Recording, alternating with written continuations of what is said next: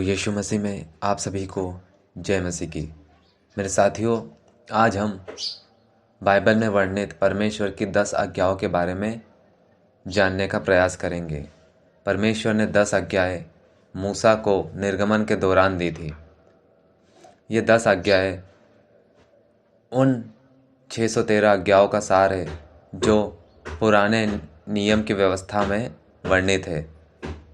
इन 10 आज्ञाओं में से पहली 4 आज्ञाएं परमेश्वर के साथ संबंधित है और अंतिम 6 आज्ञाएं हमारे एक दूसरे के साथ संबंधित है, यानी मनुष्यों से साथ उसका सीधा संबंध है। मेरे साथियों, इन 10 आज्ञाओं को बाइबल में निर्गमन के 20वें अध्याय के पहले वचन से 17वें वचन में और व्यवस्था विवरण में 5वें अध्याय के 6वें वचन से लेकर 21वें वचन में वर्णित किया गया है। तो आइए हम इन्हें देखते हैं। तो सबसे पहली आज्ञा परमेश्वर की, तू मुझे छोड़कर दूसरों को ईश्वर करके न मानना।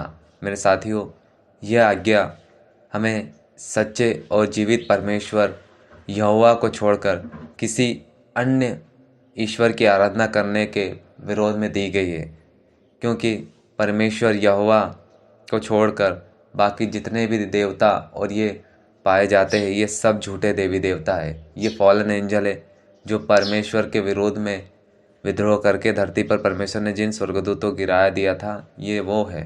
फिर दूसरी आज्ञा है, तू अपने लिए कोई मूर्ति को खोदकर नहीं बनाना और ना किसी की प्रतिमा बनाना जो आकाश में व पृथ्वी पर व पृथ्वी के जल में है।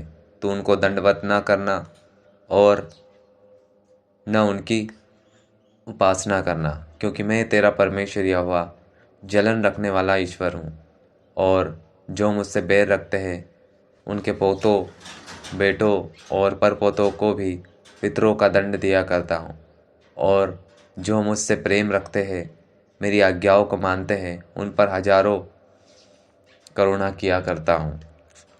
मेरे साथियों, यह आज्ञा मूर्तियों को बनाने के विरोध में दी गई है जो परमेश्वर को दृष्ट रूप में प्रस्तुत करते हैं। ऐसी कोई भी मूर्ति नहीं है जिसे हम बनाकर परमेश्वर साबित कर सके, क्योंकि हर एक मूर्ति हमारी कल्पना के आधार पर बनी जाती, और परमेश्वर का तो किसी ने नहीं देखा, क्योंकि परमेश्वर तो प्रकाश है और प्रकाश का क्या रूप होगा। मेरे प्रियो, परमेश्वर का कोई भी सटीक रूप से प्रस्तुतिकरण नहीं हो सकता। किसी मूर्ति को बनाना एक झूठे देवी देवता को गढ़ने के समान होता है, इसलिए परमेश्वर को मूर्ति पूजा से सख्त नफरत है। फिर तीसरा है, तू अपने परमेश्वर का नाम व्यर्थ न लेना, क्योंकि जो यहोवा का नाम व्यर्थ ले वह निर्दोष न ठहराया जाएगा।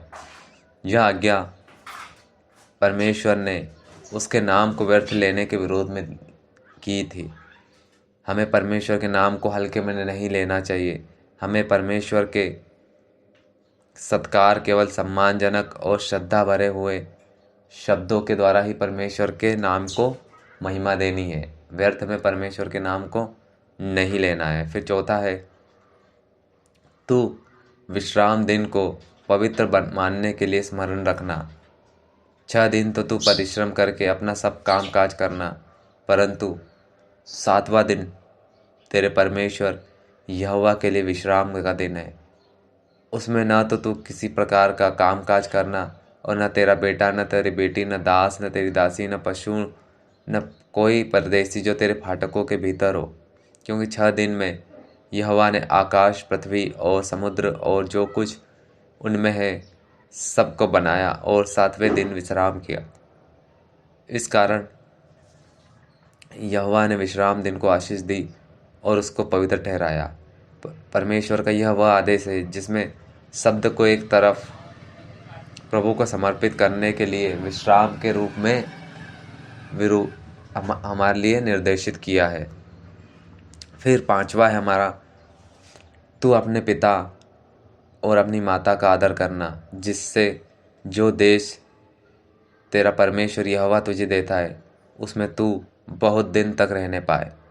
यह आज्ञा परमेश्वर के द्वारा हमें माता पिता के साथ सम्मान और सत्कार के साथ व्यवहार करने के लिए बताती है। फिर छठा है, तू खून न करना। यह आदेश किसी भी अन्य व्यक्ति को पहले से ही न हत्या करने के लिए मना करता है, यानी हत्या किसी की भी नहीं करना है। फिर 7वां, तू व्यभिचार न करना।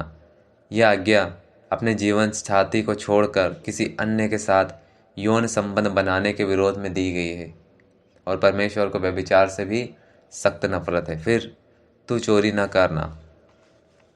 यह आज्ञा किसी को भी कोई भी वस्तु अपने लिए और किसी की अनुमति के बिना लेने से वर्जित करती है, और जो कोई उससे संबंधित को लेने के लिए मना करता है, और अगर हम किसी की आज्ञा के बिना किसी की वस्तु को उठाते हैं तो ये चोरी है और परमेश्वर को चोरी से नफरत है। फिर 9, तू किसी के विरोध में झूठी गवाही मत देना। यह आज्ञा किसी दूसरे के विरोध में झूठी गवाही देने के लिए मना करता है। झूठ बोलने के विरोध में यह एक आदेश है परमेश्वर का। फिर 10वां है, तू किसी के घर का लालच न करना। तू किसी की स्त्री का लालच न करना, और न किसी के दास बेल, न किसी की वस्तु का लालच करना। यह आदेश किसी ऐसी वस्तु की इच्छा करने के विरोध में है जो आपकी स्वयं की नहीं है। लालच करना ऊपर दिए गए आज्ञाओं की सूची में से किसी भी एक को तोड़ सकता है। हत्या, व्यभिचार, चोरी, ऐसा करना गलत है, तो किसी भी वस्तु का लालच करना भी गलत ही है। तो मेरे प्रियो, यह थी परमेश्वर की 10 आज्ञाएं। आप इनका जीवन में पालन करिए और परमेश्वर की आशीषों को प्राप्त करिए। सभी को जय मसीह की।